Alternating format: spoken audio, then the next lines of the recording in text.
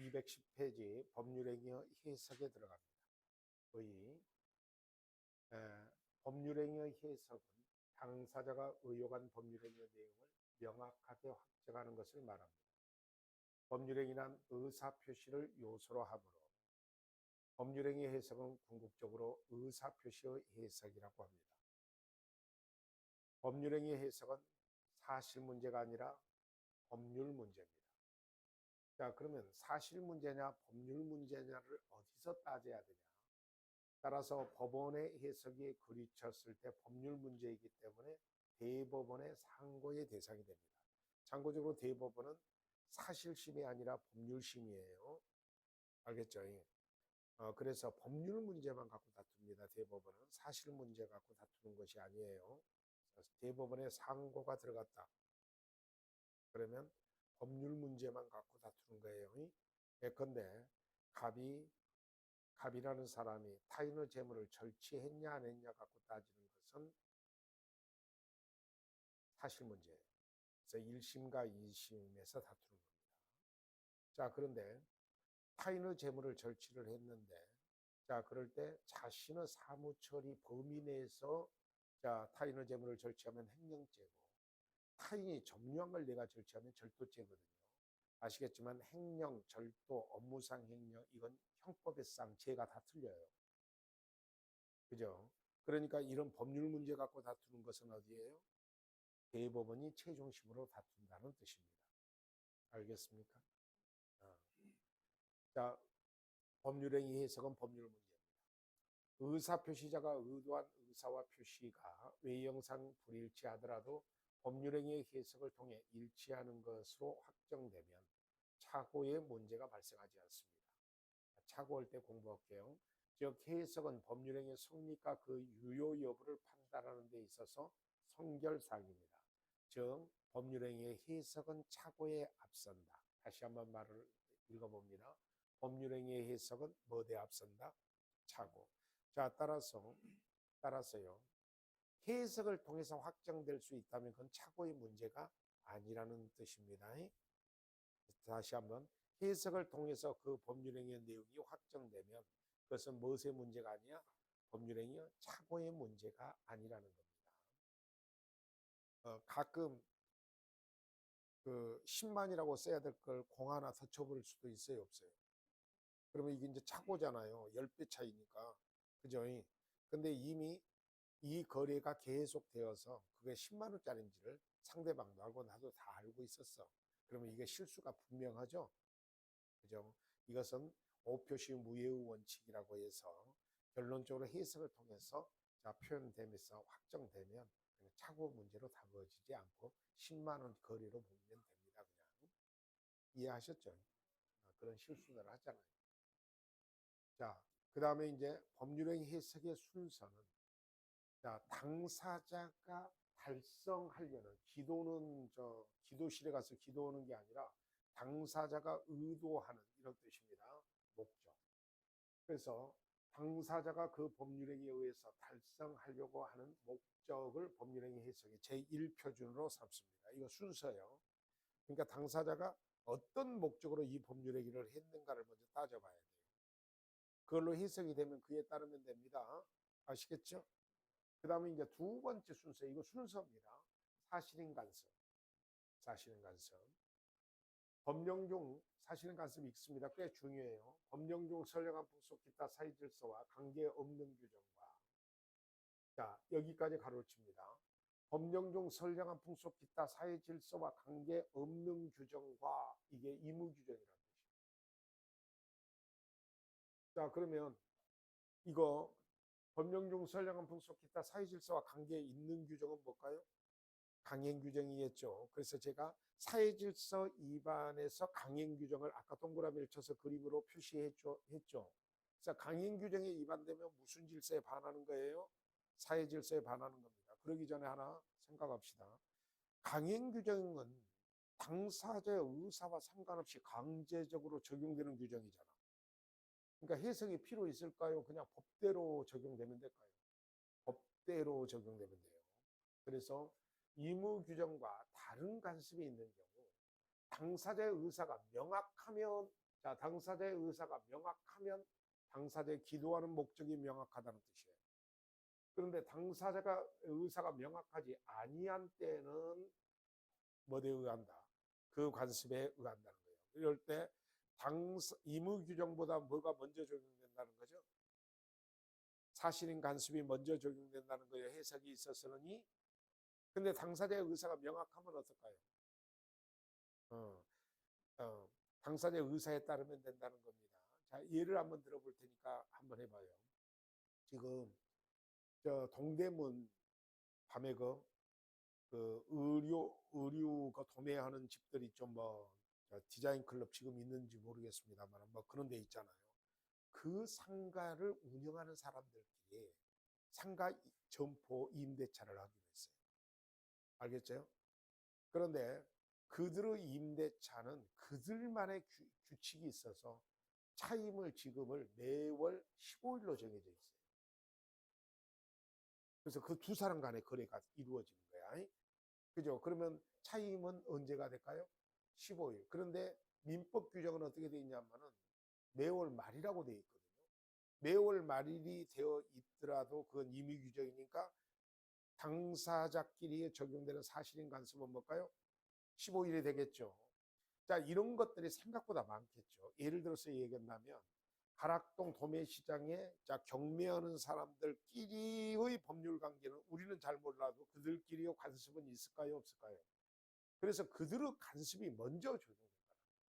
근데 야, 우리끼리는 정확하게 10일로 하자. 당사자의 의사가 명확하면 그에 따르면 되고, 당사자의 의사가 명확하지 않는데 의무 규정과 다른 간섭이 있을 때는 간섭이 먼저 적용된다는 뜻이다. 이해하셨어요? 자, 사실인 간섭도 당사자가 의도한 목적이 명확하지 아니하면 법률행위 해석의 기준이 됩니다.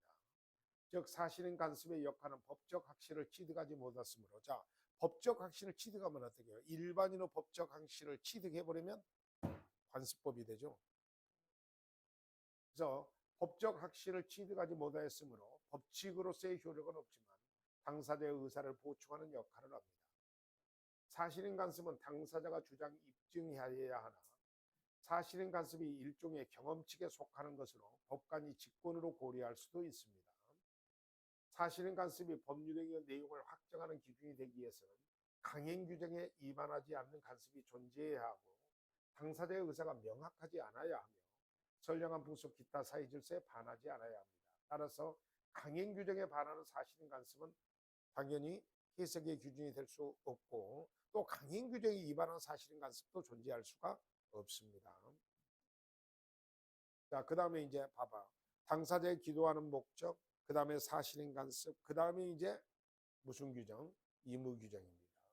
대고조가 법률행위 당사자가 법령 중에 선량한 풍속 기타 사회질서에 관계없는 규정과 그러면 이게 뭐예요? 딱 줄이면 네 글자로 줄여봐요.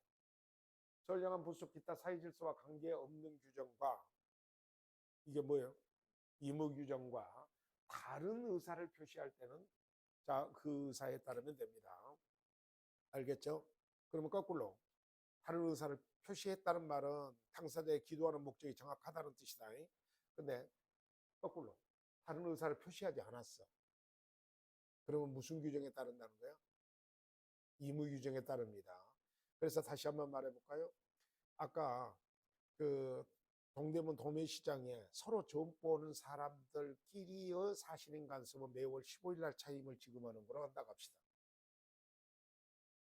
근데 당사자가 우리는 10일로 거래하는 거로 하자. 그러면 10일이 되는 거예요. 그죠? 근데 15일로 이렇게 사실인 간섭이 또 없다고 합시다. 그럼 15일 사실인 간섭도 없어. 그러면 매월 말일이 되는 거예요. 예, 그 얘기예요, 지금. 매월 말일 지급한다는 것이 임대차의 의무 규정으로 들어가 있습니다. 자, 사적 자치 원칙을 간접적으로 표현하는 것으로 볼 수 있습니다. 의무 규정은 당사자의 의사에 의해서 그 적용을 배제할 수 있습니다. 즉, 당사자의 반대 특약은 언제나 유효합니다. 이에 비해 강행 규정은 당사자의 의사에 의해서 그 적용을 배제할 수 없습니다. 자, 그러면 당사자의 기도하는 목적, 사실인 간섭, 의무 규정, 마지막으로 뭐죠? 신의성실의 원칙과 조리입니다. 보통은 신의성실의 원칙, 조리 이렇게 표현을 하는데 자, 법률행위 해석은 의사표시의 내용을 객관적 합리적으로 판단하는 데 있으므로 당사자의 목적, 사실인 간섭, 의무 규정 어느 것에 의해서도 법률행위의 내용을 명확히 할 수 없을 경우에는 신의성실의 원칙에 의해서 적용 해석을 해야 됩니다. 신의성실의 원칙이 일반 조항이라고 그랬죠. 그죠? 자, 권리의 행사 의무의 내용은 신의에 쫓아 성실히 하여야 한다. 민법 제 103조 우리 공부해서 그때 우리가 잔잔하게 감동을 받은 적이 있어요. 기껏 해봐야 2주 전이에요. 3주 전인가요? 즉 신의성실의 원칙도 법률행위 해석의 기준이 됩니다. 자, 그 다음에 이제 예문 해석이라는 것이 있어요. 예문 해석하면 계약을 체결함에 있어서 대부분 예문이라는 것이 붙어 있어요. 거래에서 흔히 사용되는 서식에 당사자 일방에게 지나치게 불리한 조항이 들어있는 경우 신의성실의 원칙에 비추어 그러한 조항, 즉 예문, 단순히 예로 늘어놓은 문헌에 불과하여 당사자가 이 문구에 구속되지 않는다고 해석을 합니다. 자, 여기서 오해가 될 것 같아서 설명을 드릴게요. 여러분 부동산 계약서 쓰면 거기에 예문이 잔뜩 들어있어요. 예를 들어서 그 중에 대표적인 것이 계약금 계약 내용이 들어있어요. 계약대로 이행하지 않으면 교부자는 포기하고 수령자는 배액을 상환해서 계약을 해지할 수 있다. 이런 규정들이 들어있어. 그리고 계약금을 위약금으로 특약한다. 이런 예문도 들어있어. 알겠죠? 대부분 이렇게 계약서에 써져 있는 이렇게 문장 이것은 계약의 내용으로 봅니다. 오해하면 안 돼요. 그러니까 그것도 계약의 내용이다는 거야, 아니다는 거야? 이죠. 그래서 활자로 박혀 있는 그것도 꼼꼼하게 보셔야 돼. 계약의 내용이야. 그런데 그렇게 써져 있는 이 내용이 여기 뭐라고 했죠? 당사자 일방에 지나치게 불리한 조항으로 들어가 있으면 그건 무슨 질서에 반하는 내용이라는 거야. 사회 질서에 반하는 내용으로 효력이 없다. 이 효력이 없다라는 것은 궁극적으로 어떻게 표현해? 예문에 불과하다 이렇게 표현을 합니다. 뭐에 불과하다고요? 그러니까 계약의 구속력이 없는 하나의 예문에 불과하다. 그래서 이런 걸 예문 해석이라고 그래요. 그러니까 다시 한번 말합니다. 이미 활자로 박혀 있는 계약서에 써져 있는 활자로 박혀 있는 그런 것들은 계약의 구속력이 있습니다. 알겠어요? 그런데 그렇게 써져 있는 활자로 박혀 있는 그 문장이 당사자의 일방에게만 지나치게 불리해. 그래서 신의성실의 원칙에 반할 정도로 불리하면 예문에 불과해서 효력이 없다. 계약의 내용으로 구속되지 않는다는 뜻입니다. 이해하셨어요? 자, 그래서 예문 해석은 주로 약간의 내용을 부정하는 방법으로 사용됩니다. 약간의 내용을 부정한다는 그 표현은 예문에 불과하다 이렇게 해석을 하는 거예요. 자, 해석의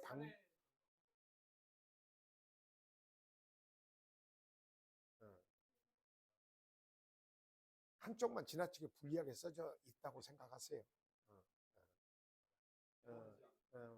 그래서 어떤 작성자가 할자로 집어넣어 놨는데 어떤 경험칙이나 실칙에 반할 정도로 일방적으로 써져 있으면 예문에 불과하다. 그래서 무효이다. 자, 해석 방법에 들어갑니다. 자연적 해석.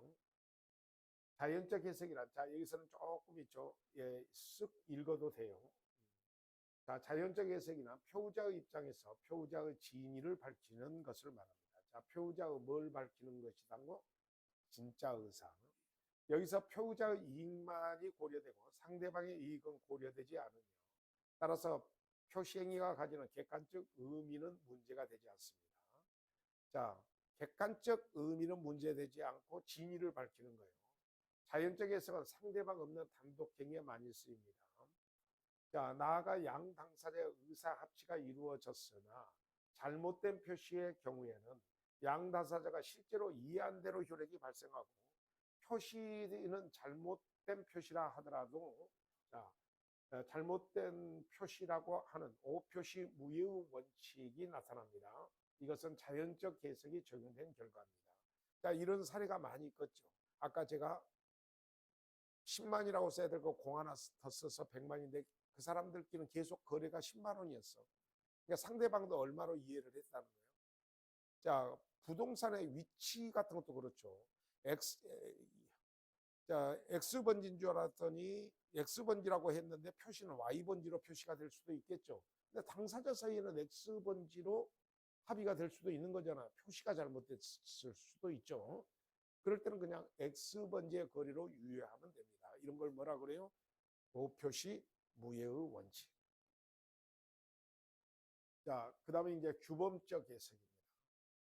규범적 해석은 상대방의 입장에서, 자, 이게 표자의 입장에서 해석하는 게 자연적 해석이라면 상대방 입장에서 표자의 진위가 아니라 표시행위의 객관적 의미를 탐구하는 것입니다.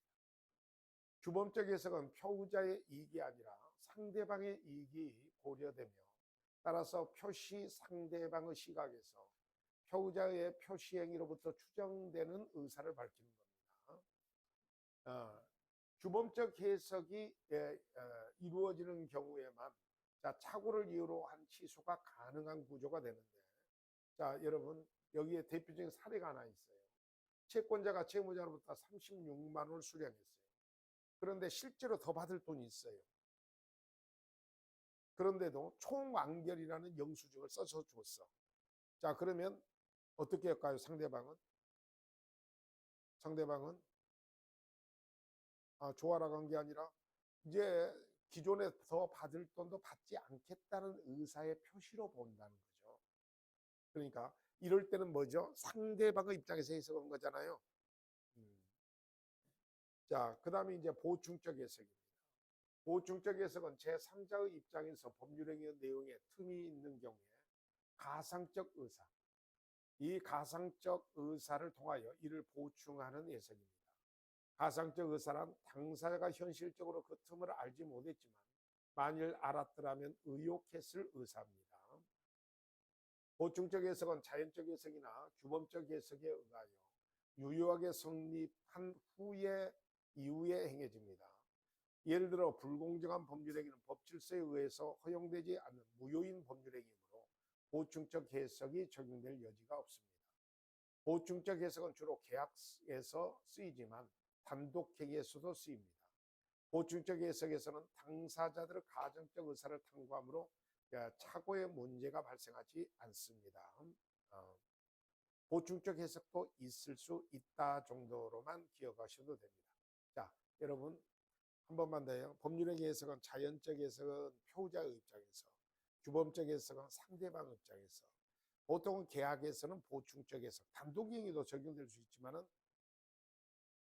계약에서 보통 적용되는 겁니다. 여러분 계약서 많이 써보신 분들은, 거래상 계약서 많이 써보신 분은 어떻게 하죠? 다 이렇게 계약서를 쓰고 그 다음에 규정되지 않는 사항은 뭐 상관서, 그 신의성실의 원칙에 따라 조화 있게 해석하기로 한다 등등 집어넣을 수도 있어요, 없어요? 있죠. 그런 걸 이제 보충적 해석이라고 생각하시면 돼요. 그런 것이 없어도 보통 그렇게 해석을 해요. 규정되지 않는 거. 자, 목적이나 의사표시나 이런 것이 명확하지만은 아주 섬세한 것들이 규정 안 됐을 때 그냥 보충적 해석으로 해석해 줄 수 있다, 이렇게 이해하시면 됩니다. 자, 법률행위 해석은 그 정도로 해도 충분해요. 자, 이제 무슨 표시에 들어갑니다. 자, 뭐가 들어가 있어요? 의사표시죠. 의사표시.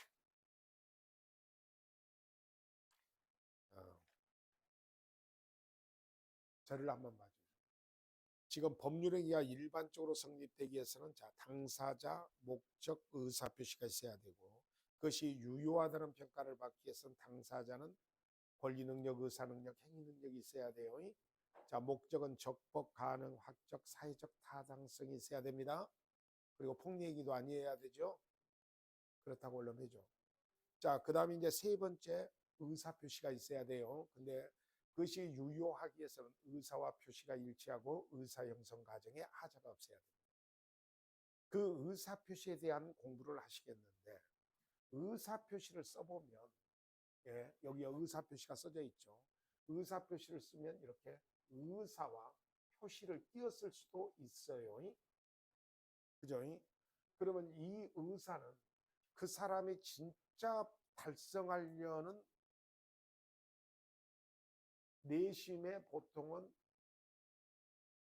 효과 의사를 말합니다. 자, 그러니까 아파트를 내가 팔겠다라는 것이 내심의 효과 의사예요. 그리고 돈 1억을 받겠다는 것이 내심의 효과 의사예요. 그러면 그것은 우리가 언어나 문자로 밖으로 표시를 해요, 안 해요, 상대방한테? 자, 그것이 표시행위예요. 표시행위. 표시행위. 자, 학자들은 그 사이에 표시 의사를 집어넣기도 합니다. 자, 넣기도 하고 안 넣기도 하니까 내심의 효과 의사가 자, 밖으로 표현되는 것이 표시행위다. 그러면 대부분요, 여러분이 열심히 공부하고 이렇게 예, 민법을 공부하는 이유는 내심의 효과 의사와 그걸 밖으로 표시하는 표시행위를 잘 맞춰서 해야 되겠죠? 그렇다고 좀 해줘. 그래야 지적인 사람이잖아요. 근데 가끔 저게 안 맞게 하는 사람도 있을까 없을까? 있겠죠. 있다고 해줘. 내심의 효과 의사와 표시행위가 안 맞아버릴 수도 있다라는 거죠. 그거 어떻게 처리할 것인가의 문제가 의사표시에 관한 거죠. 알겠죠? 자, 그 부분은 조금 이따 하기로 하고 일단은 여기까지 들어가는 과정을 쭉 한번 봅니다. 의사표시 의사표시란 표의자가 일정한 법률 효과를 발생시키려는 의사를 이게 이제 내심의 효과 의사야. 이것을 외부에 표시하는 것으로 이게 표시행위야. 법률행위의 가장 중요한 구성 부분입니다. 자, 여러분 법률행위에서는 반드시 의사표시가 필수 불가결에 존재하는 법률 요건이라고 공부해서 기쁨을 나눈 적이 있었어 없었어? 있었겠죠. 유체 이탈 기법을 써버렸어요. 자, 구체적인 예입니다. 예를 들어서 갑이 을 소유의 토지를 매수하기 위하여 청약의 의사표시를 하는 경우라면 하는데 보통의 경우라면 다음의 단계를 거칩니다. 자, 먼저 집을 새로 지으려는 목적에서 동기가 있겠습니다. 자, 동기. 대부분 동기는 법적 의미는 별로 없는 거로 봅니다. 자, 토지를 매수하는 의사에서 내심상, 내심의 효과 의사 이것을 자 먼저 갖고 토지 소유자에게 매수의 의사를 문서나 구두로 자 밖으로 상대방에 표시하는 표시행위 단계를 거쳐요. 그러니까 진짜 내심의 자 법률 효과를 달성하려는 의사를 갖고 그것을 밖으로 표시하는 표시행위를 한다라는 겁니다. 자, 의사표시의 구성 요소입니다. 이어 사례처럼 일반적으로 의사표시는 자, 동기와 진위 그리고 표시행위의 과정을 거칩니다. 그러니까 아까 여기는 진위 이게 내심의 효과 의사 밖으로의 표시행위 이 과정을 거치게 되는데 여기서 의사표시의 구성 요소가 어디까지 포함되는지에 대해서는 학설의 다툼이 있지만 통설의 견해는 진위와 표시행위가 의사표시의 구성 요소라고 한다. 그러면 제가 이렇게 동기 앞에다 이렇게 선을 친 이유를 알겠죠. 그죠? 동기는 크게 문제가 안 된다는 겁니다. 따라서 동기는 원칙적으로 의사표시의 구성 요소가 아닙니다. 다만 예외적으로 상대방의 동기에 표시된 동기나 그 동기를 상대방이 알 수 있었을 경우에는 동기도 의사표시의 구성 내용으로 되는 경우는 있습니다. 그러면 일반적인 경우는 의사표시의 구성은 의사표시로 된다는 거예요. 효과 의사와 표시행위로 된다는 거예요. 이해하셨어요? 자, 표시행위입니다. 민법상 의사표시의 방법에는 언어나 문자에 의해서 명시적 의사표시뿐만 아니라 어떤 행위로부터 추측할 수 있는 묵시적 의사표시도 인정합니다. 따라서 추인, 취소, 추인, 해제 등의 의사표시는 역시 명시적 뿐만 아니라 묵시적 의사표시도 인정됩니다.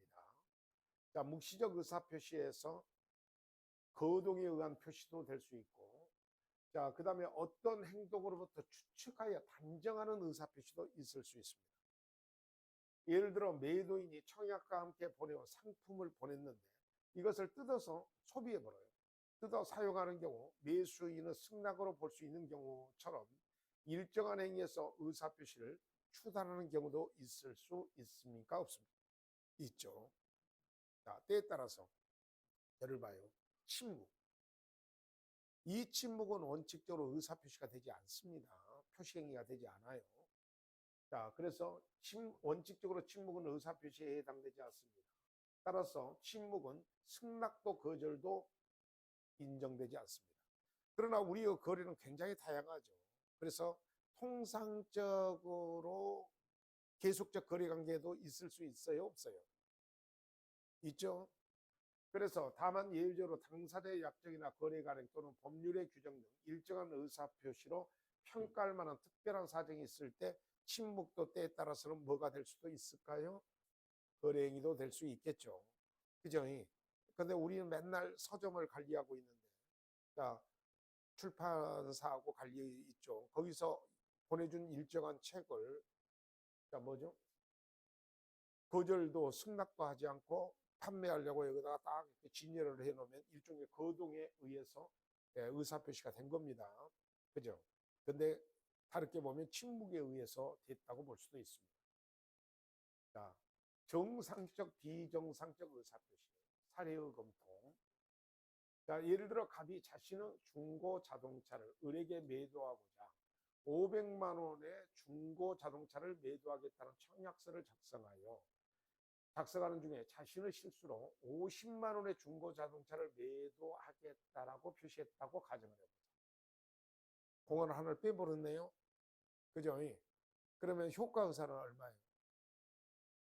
500만 원. 표시행위는요? 50만 원이죠. 정상적 의사표시는 표자의 진위와 표시행위가 일치하는 의사표시를 의미합니다. 그러니까 내심의 효과의사인 진위와 그것의 표시가 일치하려고 이렇게 열심히 공부를 하고 또 이런 거래관계에서도 신중해지려고 노력을 하는 거잖아요. 그렇다고 해줘. 이런 경우 진위와 표시 행위가 일치하므로 그 의사표시는 표시된 대로 효력이 발생하면 됩니다. 이에 비해서 비정상적 의사표시란 이의 경우처럼 표의자 진위 500만 원과 표시행위 50만 원 사이에 불일치한 경우를 의미합니다. 이처럼 진위와 표시행위가 불일치하는 경우 그 표시행위를 어떻게 취급할 것인지의 문제가 발생할 수 있을까요? 없을까요? 있겠죠. 이럴 때 자, 질문을 합니다. 의사주의는 500만 원의 거래를 중심으로 한다는 뜻이겠죠. 표의자의 진위. 자, 표시주의는 상대방을 보호해서 50만 원으로 믿은 그 상대방을 보호하자는 주의죠. 그렇다고 좀 해줘. 그러니까 의사주의는 표의자를 존중하는 거고 표시주의는 누구를 존중하는 거죠? 상대방과 거래의 안전을 중시하자는 뜻입니다. 읽어볼게요. 의사주의. 자, 여기다가 동그라미 칠게요. 표의자를 보호하는 입장으로 의사표시가 불일치하는 경우 표의자의 진위를 중시하여 그 표시행위에 진위가 담겨있지 않으므로 표시행위 그 자체는 무효라는 입장입니다. 이 의사주의를 관철하면 50만 원에 팔겠다는 청약 자체가 무효이므로 상대방이 50만 원에 사겠다는 승낙의 의사표시를 했다 하더라도 자, 계약은 성립되지 않고 무효가 될 겁니다. 자, 그런데 표시주의에 따르면 표의자가 누구를 보호하는 거예요, 이거? 상대방을 보호하는 입장입니다. 자, 표의자의 진위를 상대방 입장에서 알 수 없는 것이 보통이다. 자, 상대방을 보호하는 입장으로서 의사와 표시가 불일치하는 경우 표시행위를 중시하여 그 표시행위, 즉 50만 원에 팔겠다는 청약의 의사표시는 유효하다는 입장입니다. 따라서 50만 원의 청약의 의사표시는 유효하므로 상대방 을이 50만 원에 사겠다고 승낙을 하게 되면 당사자 사이의 계약은 얼마로 성립할까요? 50만 원에 성립됩니다. 다만 이 경우 계약을 50만 원에 체결된 것으로 관철하게 되면 표의자 갑이 10배나 손해를 보죠. 그래서 너무나 가혹하기 때문에 이때 갑은 자신의 착오를 이유로 취소할 수 있냐 없냐 문제는 자, 입법 내적으로 해결하면 됩니다. 이거 착오 문제. 자, 동설 판례는 거래하는 상대방을 보호하는 걸 원칙으로 하여, 자, 그러니까 뭘 원칙으로 해요? 표시주의를 원칙으로 하고, 상대방을 보호할 필요가 있는 경우 예외적으로 누구를 보호해요? 표자를 보호해서, 자, 예외적으로 의사주의를 가미하는 표시주의에 살짝 기운 절충주의에 따르게 있습니다. 자, 우리 민법의 규정, 비정상적인 의사표시에서 의사표시의 훈결, 표의자의 진위와 표시행위가 불일치하는 거예요. 표의자의 진위와 표의자의 표시가 불일치하는 거. 의식적인 흠은 표의자가 진위와 표시의 불일치를 알고 있는 경우를 말하는데, 이게 이제 진위 아닌 의사표시나 통정의 표시입니다. 무의식적인 흠, 표의자가 진위와 표시의 불일치를 알지 못한 경우를 말하는데, 이게 이제 착오입니다. 자, 그 다음에 의사표시 하자에서 의사와 표시, 즉 표의자의 진위와 표의자의 표시는 일치하는데, 이 진위 형성 과정에 하자가 있는 거예요. 그래서 표의자의 진위와 표시가 일치하는 경우이지만, 표의자의 의사 형성 과정에 타인으로부터 부당한 간섭을 받아 진위가 왜곡되어 있는 것을 말하는데, 이게 그 유명한 사기강박입니다. 자, 민법은 비정상적인 의사표시에 관해서 어떤 것은 무효로 하고 어떤 것은 취소로 하고, 자, 할 수 있다고 규정함으로써, 자, 경우에 따라서는 표의자를, 또 다른 경우에는 상대방을 보호하고 있습니다. 그래서 전체적으로 절충주의입니다. 무슨 주의? 절충주의. 자, 의사표시에 관한 규정 107조, 108조, 109조, 110조에 관한 규정인데, 자, 여러분의 주택관리사 시험에도 가장 많이 나오는 부분이고, 공인중개사 시험에도 가장 많이 나오는 거고, 사법시험도 가장 많이 나오는 영역입니다. 자, 몇 조부터 몇 조까지가? 107조부터 110조까지가. 자, 신문법상의 행위는 진위를 철저히 의사주의야 존중하므로 민법의 의사표시에 관한 규정이 적용될 여지가 없죠. 예컨대 내가 혼인의 의사표시를 갑이라는 여인하고 했는데, 표시를 을로 잘못 써갔어요. 그러면 잘못 표시됐다고 같이 살아야 됩니까? 상상만 해도 좋으신가 보네요. 자, 신분행위는 표의자의 진위를 중시하기 때문에 신분법상의 행위가 의사와 표시가 불일치하는 경우 무조건 표의자의 진위가 존중돼요. 그래서 무효가 됩니다.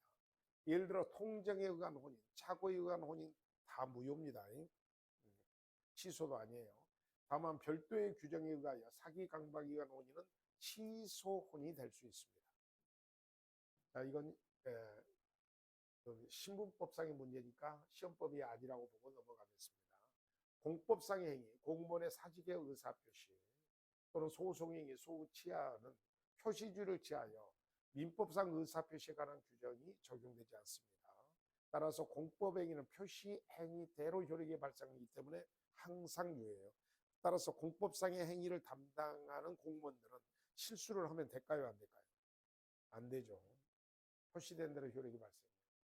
정형화되고 대량적 행위인 주식, 인수, 청약 등에도 의사표시에 관한 규정이 적용되지 않고 상법상의 행위도 철저히 표시주의에 따라요. 알겠죠? 그러니까 상법상에 계속적 거래관계라든지 아니면 주식 청약이라든지 이런 건 혹시 표시가 잘못돼 버렸어도 어떻게 할까요? 표시된 대로 그냥 거래가 되는 겁니다. 응? 자, 하나씩 해봅니다. 자, 먼저 진위 아닌 의사표시. 자, 칠판 설명 여기에 써져 있지만은 제가 다시 여기다 그리고 해볼게요. 내심의 효과 의사를, 자, 내심의 효과 의사. 자, 법률행위로서 달성하려는 의사, 표의자가 달성하려는 의사가 효과 의사고, 그것을 밖으로 표시하는 행위는 표시행위입니다.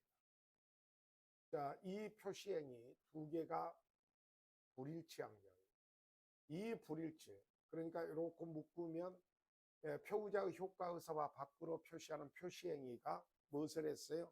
불일치했어요. 그 불일치를 의사표시를 하는 저 표의자입니다. 표의자가 알고 불일치했어요. 일부러 불일치했다는 겁니다. 그러면 표시된 대로 효력이 발생해요.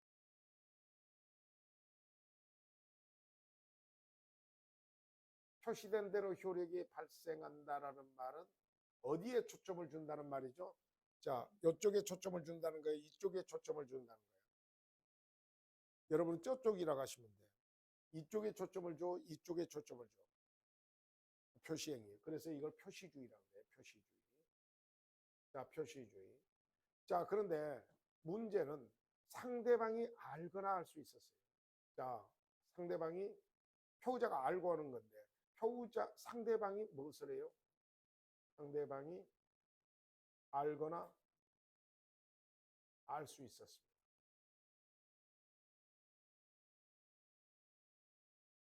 이럴 때는 자, 뭐로 하자는 거예요? 무효로 한다는 거예요. 무효로 한다는 말은 뭘 존중한다는 거예요? 효과의사, 표자의 효과의사를 존중한다는 뜻이죠. 그래서 이건 무슨 주의야? 의사주의. 의사주의. 의사주의. 자, 이럴 때는 표시주의고 이럴 때는 의사주의고, 그러니까 두 개를 묶으면 무슨 주의? 절충주의가 되는 거야. 자, 무슨 주의가 된다고? 절충주의. 자, 그림이 좀 빡빡하게 그려졌는데 이해하시죠? 다시 한번 봐요. 효과의사와 표시행위의 불일치를 표자가 알고 불일치하면 자, 표시된 대로 효력이 발생합니다. 알겠죠? 그 효과의사와 표시행위의 불일치를 상대방이 이미 알거나 알 수 있었을 때는 무효로 됩니다. 자, 무효로 된다는 말은 표자의 진위가 존중된다는 뜻이죠. 알겠어요? 그런데 이것도 하나 알아두셔야 돼요. 이쪽에서 무효는 전부 다 에브리바디, 의사표시에 관한 내용 전부 다 무효는 취소까지 포함해서 상대적 무효예요. 상대적 무효라는 말은 선의의 제3자가 나타나면 거리의 안전을 위해서 그대로 권리가 취득돼요. 그래서 선의의 제3자 보호 규정이 다 있다 없다? 있다. 자, 허리를 펴시고요. 당사자나 목적 쪽에서 취소나 무효가 나타나면 절대적 무효, 절대적 취소예요. 선의 제3자 보호가 안 됩니다. 선의의 제3자 보호 규정이 있는 쪽은 어디뿐이 없다? 어서 말을 해. 의사표시 쪽뿐이 없습니다. 이해하셨어요? 이해했다고 올라면 알겠죠? 선의의 제3자 보호 규정은 어디만 있어요? 의사표시 쪽에만 있습니다. 나머지는 각자 하나씩 할 때 설명을 다시 하기로 하고, 자, 진위 아닌 의사표시입니다. 자, 비진위 표시라고 돼요. 의사표시의 표자가 진위 아님을 알고 한 것이라도 효력이 있습니다. 효력이 있다는 말은 유효하다는 뜻이에요. 표시된 대로.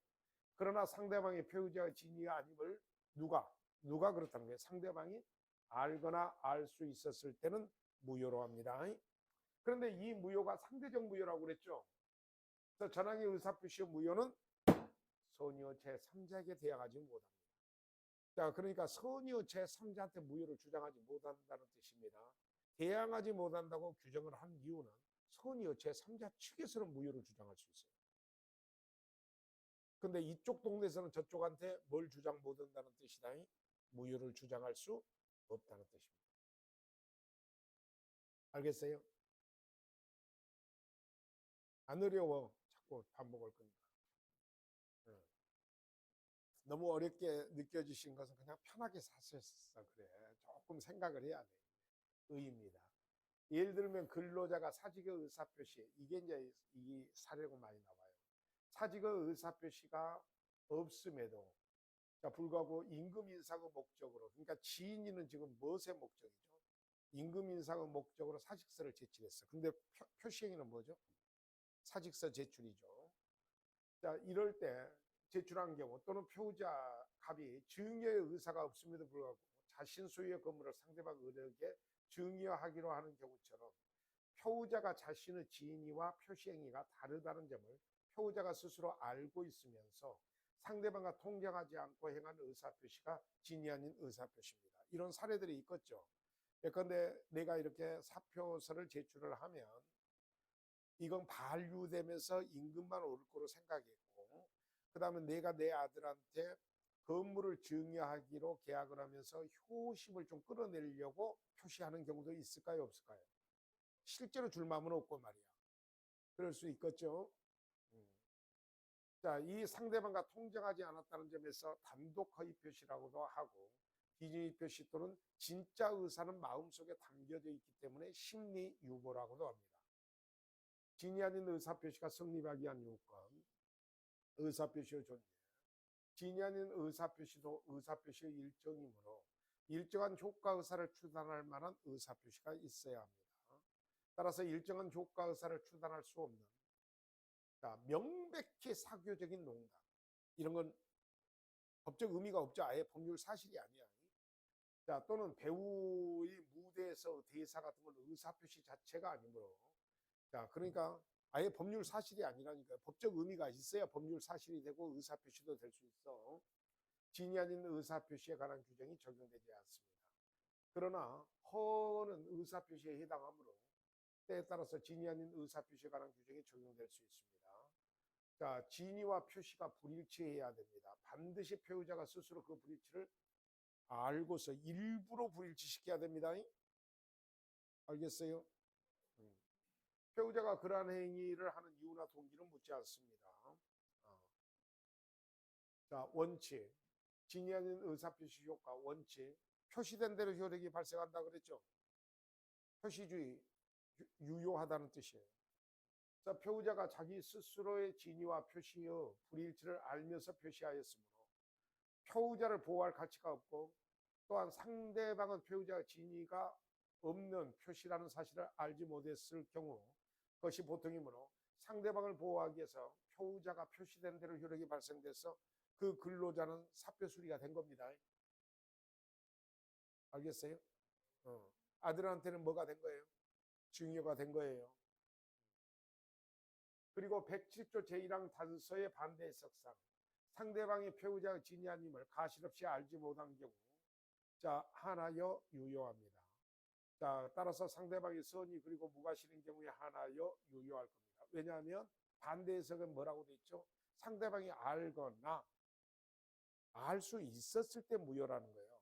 그러니까 결론적으로 유효가 되려면 상대방은 알 수 있었지도 않았어야 돼. 알겠어요? 그러면 모르고 있어야 되고 모르는데 과실이 없어야 된다는 뜻이야. 자, 과실이란 말은 조금만 주의를 하면 그 결과 발생을 예측할 수 있는 걸 말해요. 근데 그 조금 더 무엇을 안 했어요? 주의를 다하지 않았다는 뜻입니다. 무과실이란 뜻은 그 뜻이에요. 자, 예외입니다. 예외 무효. 상대방이 표의자의 진위 아님을 알았거나 알 수 있었을 경우에는, 즉 상대방이 악이라는 말은 일부러 알았다는 뜻이죠. 그 다음에 과실, 부주의했다는 뜻입니다. 악의 또는 과실이 있을 때 그 의사표시는 무효로 한다. 그러면 사장님이 그 사실을 알거나 알 수 있었을 때는 어떻게 될까요? 사표 제출이 된 거야, 안 된 거야? 안 된 거고. 또 아들내미가 그 건물의 증여가 효심을 끌어내기 위한 것이라는 것을 알거나 알 수 있었을 때라면 그 증여는 효력이 없다라는 뜻입니다. 무효예요. 그러면 그 아들은 어떻게 해야 될까요? 자기 앞으로 그 건물을 이전 듣기가 되면 얼른 팔아먹어 버려야 돼요. 왜 그러냐? 상대방이 알거나 알 수 있었을 경우의 입증 책임은 언제나 입증함으로써 이익이 있는 자가 누구죠? 이럴 때 유효가 되는 것까요? 무효가 되는 것까요? 무효를 주장하는 자가 입증을 해야 되죠. 그죠? 그래서 비준의 의사표시로서 무효를 주장하는 자, 즉 표의자에게 있습니다. 아까 왜 팔아먹어 버려야 되는가? 103조에 대한 효과입니다. 상대방이 알거나 알 수 있었을 진위 아닌 의사표시는 무효인데, 이 경우 그 무효는 선의의 제3자한테 뭐하지 못해요? 대항하지 못합니다. 제3자의 선의의 판단 시기는 새로운 이해관계를 맺었을 때를 기준으로 합니다. 그리고 표의자는 제3자에게 무효를 주장하지 못하지만, 여기서 대항할 수 없다고 법조문이 되어 있는 것은 제3자 측에서는 무효를 주장할 수 있다는 뜻이다. 그래서 표의자는 제3자에게 무효를 주장 못하지만 제3자는 무효를 주장한다라는 겁니다. 이쪽 동네가 다 이게 통설이요. 알겠습니까? 107조의 적용 범위입니다. 계약법만 아니라 단독행위도 적용됩니다. 다만 상대방이 있는 단독행위는 적용되지만 상대방 없는 단독행위는 언제나 에브리바디 유효가 돼요. 왜 유효가 될까요? 이럴 때 상대방이 알거나 알 수 있었을 때라는 요건을 갖출 방법이 없죠. 그죠? 그러니까 예컨대 재단법인 설립행위처럼 상대방 없는 단독행위를 비진위로 재단법인 설립을 했으면 언제나 재단법인 설립이 된 거예요. 그냥. 알겠습니까? 그래서 가족법상의 법률행위는 당사자의 진위를 절대적으로 필요로 하므로 107조의 적용이 없이 언제나 이쪽은 이제 뭐가 존중되죠? 내심의 효과의사가 존중되는 곳이죠. 그래서 언제나 무효이고 공법행위는 적용되지 않고 대리권이 남용된 경우에도 대리권을 남용할 때도 공부가 될 겁니다. 107조가 적용되는데 대리권할 때 자, 이번 주 목요일 날 공부가 됩니다. 자, 그 다음에 통정허위 표시에 들어갑니다. 자, 통정허위 표시 들어가기 전에 자, 108조입니다만은 잠시 쉬었다 오겠습니다.